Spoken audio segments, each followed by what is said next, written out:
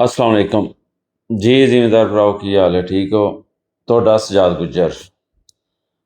ਅੱਜ ਅਸੀਂ ਗੱਲ ਕਰਾਂਗੇ ਜ਼ਿੰਕ ਸਲਫੇਟ ਤੇ ਚਲੇਟਿਡ ਜ਼ਿੰਕ ਦੋਨਾਂ 'ਚ ਫਰਕ ਕੀ ਹੈ, ਦੋ ਕਿੰਨੀ ਕਿੰਨੀ ਡੋਜ਼ ਅਸੀਂ ਪਾ ਸਕਨੇ ਆ, ਕਿਹੜੀ ਸਟੇਜ ਤੇ ਪਾ ਸਕਨੇ ਆ।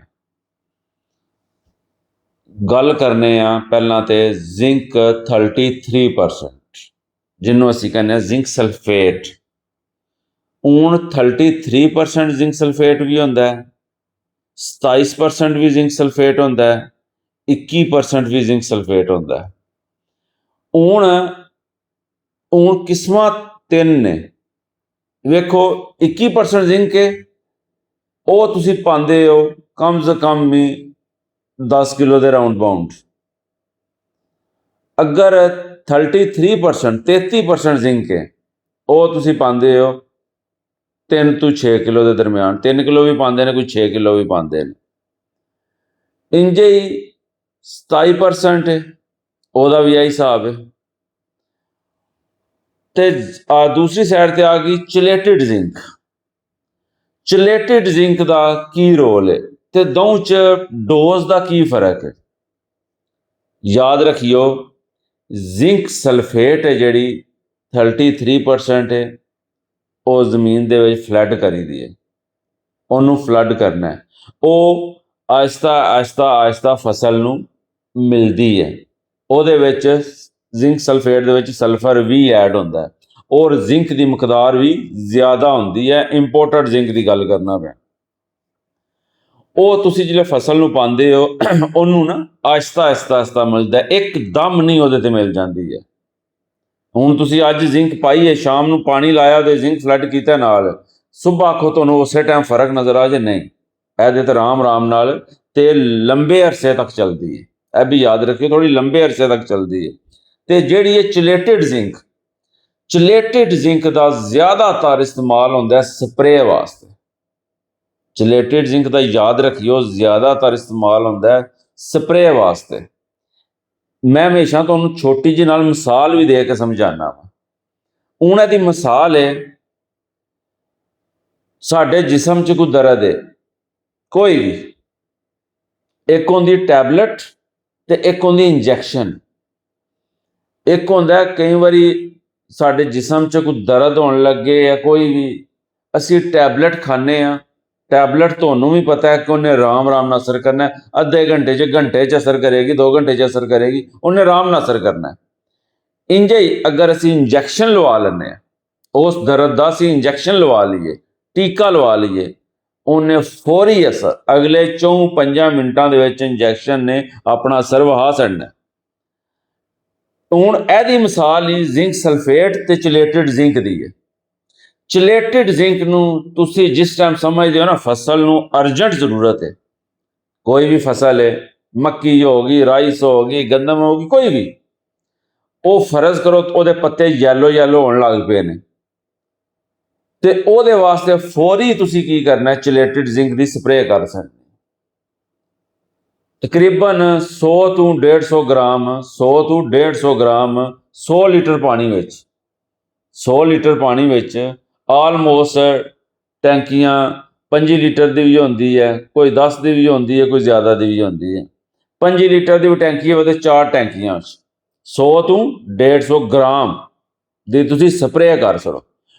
ਉਹ ਫੌਰੀ ਅਸਰ ਕਰੇਗੀ ਫਸਲ ਦੇ ਉੱਤੇ, ਫੌਰੀ ਅਸਰ ਕਰੇਗੀ। ਇਹ ਤੇ ਹੋ ਗਿਆ ਤੁਹਾਡਾ। ਅੱਗੇ ਜਾ ਕੇ ਜਿਸ ਟਾਈਮ ਤੁਸੀਂ ਭੁੱਲ ਜਾਂਦੇ ਹੋ ਜਾਂ ਫਸਲ ਵਿੱਚ ਨਹੀਂ ਜ਼ਿੰਕ ਪਾਉਂਦੇ ਫੇਰ, ਵਰਨਾ ਅਗਰ ਤੁਸੀਂ ਸਟਾਰਟਿੰਗ ਵਿੱਚ ਹੀ ਯੂਰੀਆ ਦਿੰਦੇ ਹੋ, ਯੂਰੀਆ ਨਾਲ ਜ਼ਿੰਕ ਮਿਲਾ ਲੈਂਦੇ, ਤੁਸੀਂ ਕਿਸੇ ਹੋਰ ਖਾਦ ਨਾਲ ਜਿਹਦੇ ਨਾਲ ਜ਼ਿੰਕ ਮਿਲਾ ਸਕਨੇ ਆ, ਯਾਦ ਰੱਖਿਓ ਜਿਹਦੇ ਨਾਲ ਮਿਲਾ ਸਕਨੇ ਆ, ਇਹ ਲਾਜ਼ਮ ਪਹਿਲਾਂ ਪੜ੍ਹ ਲਿਓ ਕਿ ਜਿਹਦੇ ਨਾਲ ਮਿਲਾ ਸਕਨੇ, ਉਹਦੇ ਪਾ ਕੇ ਅਸੀਂ ਜ਼ਿੰਕ ਥੱਲੇ ਪਾ ਸਕਨੇ, ਅਸੀਂ ਕੱਲੀ ਜ਼ਿੰਕ ਵੀ ਪਾ ਸਕਨੇ। ਉਹ ਜ਼ਿੰਕ ਸਲਫੇਟ ਸਟਾਰਟਿੰਗ ਵਿੱਚ ਪਾਓਗੇ, ਫਲੱਡ ਕਰੋਗੇ ਨਾ ਉਹਦਾ, ਪਹਿਲੇ ਪਾਣੀ ਨਾਲ ਹੀ, ਦੂਜੇ ਪਾਣੀ ਨਾਲ ਹੀ ਫਲੱਡ ਕਰੋਗੇ, ਉਹ ਫਸਲ ਤੁਹਾਡੀ ਯੈਲੋ ਹੋ ਰਹੀ ਨਹੀਂ ਹੈ। ਉਹ ਯੈਲੋ ਨਹੀਂ ਹੋ ਰਹੀ, ਕਿਉਂ? ਉਹਨੂੰ ਤੁਸੀਂ ਜ਼ਿੰਕ ਸਟਾਰਟਿੰਗ 'ਚ ਦੇ ਛੱਡਿਆ। ਕਈ ਵਾਰੀ ਕੀ ਕਰਦੇ ਆ, ਕਈ ਬੰਦੇ ਆਖਦੇ ਨੇ ਅਸੀਂ ਜ਼ਿੰਕ ਦਿੱਤੀ ਵੀ ਹੈ, ਲੇਕਿਨ ਫੇਰ ਵੀ ਪੱਤੇ ਪੀਲੇ ਹੋ ਗਏ ਨੇ। ਉਹ ਕੀ ਹੁੰਦਾ ਹੈ, ਜ਼ਿੰਕ ਦੀ ਡੋਜ਼ ਤੁਸੀਂ ਘੱਟ ਦਿੱਤੀ ਹੈ, ਤੁਹਾਡੀ ਜ਼ਮੀਨ ਦੀ ਜ਼ਿੰਕ ਵਿੱਚ ਜ਼ਿਆਦਾ ਕਮੀ ਹੈ, ਤੁਸੀਂ ਲੇਕਿਨ ਉਹਨੂੰ ਡੋਜ਼ ਪੂਰੀ ਦਿੱਤੀ ਨਹੀਂ ਹੈ। ਫਰਜ਼ ਕਰੋ 6 ਕਿਲੋ ਡੋਜ਼ ਹੈ, ਤੁਸੀਂ 3 ਕਿਲੋ ਦੇ ਛੱਡੀ, ਉਹ 6 ਕਿਲੋ ਨੇ ਹੁਣ 3 ਕਿਲੋ ਨੇ 6 ਕਿਲੋ ਦਾ ਅਸਰ ਤੇ ਨਹੀਂ ਪੂਰਾ ਕਰਨਾ। ਉਹ ਫਿਰ ਕੀ ਕਰਦੇ ਨੇ ਲੋਕੀ, 3 ਕਿਲੋ ਦੇ ਛੱਡਦੇ ਨੇ ਥੱਲੇ, ਅੱਗੇ ਜਾ ਕੇ ਥੋੜੀ ਫਸਲ ਥੋੜੀ ਯੈਲੋ ਪੀਲੀ ਹੋਣ ਲੱਗਦੀ ਤੇ ਉੱਥੇ ਚਿਲੇਟਡ ਜ਼ਿੰਕ ਦੀ ਸਪਰੇਅ ਕਰ ਸਕਦੇ ਨੇ। ਯਾਦ ਰੱਖਿਓ ਚਿਲੇਟਡ ਜ਼ਿੰਕ ਵਿੱਚ ਜ਼ਿੰਕ ਘੱਟ ਹੁੰਦਾ ਹੈ ਤੇ ਜ਼ਿੰਕ ਸਲਫੇਟ ਵਿੱਚ ਜ਼ਿੰਕ ਜ਼ਿਆਦਾ ਹੁੰਦਾ ਹੈ, ਇਹ ਜ਼ਿਹਨ 'ਚ ਰੱਖ ਲਿਓ। ਲੇਕਿਨ ਬਸ ਚਿਲੇਟਡ ਜ਼ਿੰਕ ਦਾ ਕੰਮ ਕੀ ਹੈ, ਉਹ ਫੌਰੀ ਅਸਰ ਕਰਦੀ ਹੈ, ਬਸ ਹੋਰ ਕੋਈ ਕੰਮ ਨਹੀਂ, ਉਹਨੇ ਫੌਰੀ ਅਸਰ ਕਰ ਸਕਦਾ। ਅਗਰ ਤੁਸੀਂ ਸਟਾਰਟਿੰਗ 'ਚ ਜ਼ਿੰਕ ਸਲਫੇਟ ਦਿੰਦੇ ਹੋ ਤੇ ਚਿਲੇਟਡ ਜ਼ਿੰਕ ਦੀ ਜ਼ਰੂਰਤ ਨਹੀਂ ਹੈ, ਤੇ ਤੁਸੀਂ ਸਟਾਰਟਿੰਗ 'ਚ ਡੋਜ਼ ਪੂਰੀ ਰੱਖਣੀ ਹੈ। ਡੋਜ਼ ਬੇਸਿਕਲੀ 6 ਕਿਲੋ ਹੈ, 3 ਕਿਲੋ ਨਹੀਂ, 6 ਕਿਲੋ ਡੋਜ਼ ਹੈ, ਚਾਹੇ ਜਿਹੜੀ ਵੀ ਫਸਲ ਹੈ, ਰਾਈਸ ਹੋ ਗਈ, ਮੱਕੀ ਹੋ ਗਈ, ਉਸ ਤੋਂ ਬਾਅਦ ਗੰਦਮ ਹੋ ਗਈ, ਕੋਈ ਵੀ ਫਸਲ, ਉਹਦੇ ਵਿੱਚ ਤੁਸੀਂ 6 ਕਿਲੋ ਪਾਣੀ ਹੈ। ਹੁਣ ਤੁਹਾਨੂੰ ਸਮਝ ਆ ਗਈ ਹੋਣੀ ਹੈ ਚਿਲੇਟਡ ਜ਼ਿੰਕ ਤੇ ਜ਼ਿੰਕ ਸਲਫੇਟ ਵਿੱਚ 33% ਫਰਕ ਕੀ ਹੈ। ਇੰਪੋਰਟਡ ਲੋਗੇ ਤੇ ਉਹਦਾ ਅਸਰ ਜ਼ਿਆਦਾ ਹੋਵੇਗਾ, ਜਿਹੜੀ ਲੋਕਲ ਹੋਵੇਗੀ ਜ਼ਾਹਿਰ ਗੱਲ ਉਹਦੀ ਡੋਜ਼ 'ਚ ਪਰਸੈਂਟੇਜ ਫਰਕ ਆ ਜਾਣਾ। ਇਸ ਗੱਲੇ ਜ਼ਿੰਕ ਸਲਫੇਟ ਫਲੱਡ ਵਾਸਤੇ ਵੇ, ਸਟਾਰਟਿੰਗ 'ਚ ਦਿੰਦੇ ਹੋ, ਉਹਦੇ ਵਿੱਚ ਸਲਫਰ ਵੀ ਐਡ ਹੁੰਦਾ, ਉਹਦਾ ਅਸਰ ਪਾ ਦੇਰ ਤੱਕ ਰਹਿੰਦਾ, ਜ਼ਿਆਦਾ ਦੇਰ ਤੱਕ ਰਹਿੰਦਾ। ਚਿਲੇਟਡ ਜ਼ਿੰਕ ਹੈ ਜਿਹੜੀ, ਚਿਲੇਟਡ ਜ਼ਿੰਕ ਦਾ ਫੌਰੀ ਅਸਰ ਹੁੰਦਾ, ਉਹਦੀ ਜ਼ਿਆਦਾਤਰ 95% ਸਪਰੇਅ ਹੀ ਹੁੰਦੀ ਹੈ। ਫਲੱਡ ਤੁਸੀਂ ਕਰ ਸਕਦੇ ਹੋ, ਲੇਕਿਨ ਉਹਦਾ ਚਿਲੇਟਡ ਜ਼ਿੰਕ ਬੜੀ ਸਪਰੇਅ ਵਾਸਤੇ, ਉਹਦੀ ਤੁਸੀਂ ਸਪਰੇਅ ਕਰ ਸਕਦੇ ਹੋ 100 ਤੋਂ 150 ਗ੍ਰਾਮ 100 ਲੀਟਰ ਪਾਣੀ ਵਿੱਚ।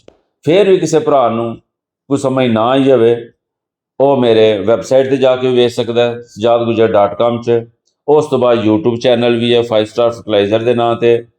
ਉਸ ਤੋਂ ਬਾਅਦ ਜਨਾਬ ਜੀ ਤੁਸੀਂ ਟਿਕਟੌਕ 'ਤੇ ਵੀ ਆ ਸਕਦੇ ਹੋ ਸਾਰੇ, ਕਿਉਂਕਿ ਜਿਹੜੀ ਵੀ ਮੈਂ ਤੁਹਾਨੂੰ ਚੀਜ਼ ਦੱਸਣਾ ਨਾ, ਯਾਦ ਰੱਖਿਓ ਕਿ 5 ਸਟਾਰ ਫਰਟੀਲਾਈਜ਼ਰ ਦੀ ਆਪਣੀ ਇੰਪੋਰਟ ਹੁੰਦੀ ਹੈ, ਜ਼ਾਤੀ ਇੰਪੋਰਟ, ਕੋਈ ਕਿਸੇ ਕੋਲ ਨਹੀਂ ਪਰਚੇਜ਼ ਕਰਨਾ। ਔਰ ਸਭ ਨਾਲੋਂ ਵੱਡੀ ਗੱਲ, ਖੁਦ ਜਾ ਕੇ ਚਾਈਨਾ ਆਪਣੀ ਮਰਜ਼ੀ ਦੀ ਫਾਰਮੂਲੇਸ਼ਨ ਕਰਨੇ ਆ ਸਾਡੀਆਂ ਜ਼ਮੀਨਾਂ ਦੇ ਲਿਹਾਜ਼ ਨਾਲ। ਤੇ ਫਿਰ ਵੀ ਸਮਝ ਨਾ ਆਵੇ ਤੁਸੀਂ ਰਾਬਤਾ ਕਰ ਸਕਦੇ ਹੋ। ਜਜ਼ਾਕ ਅੱਲਾ, ਅਸਲਾਮ ਅਲੈਕਮ, ਖੁਸ਼ ਰਹੋ।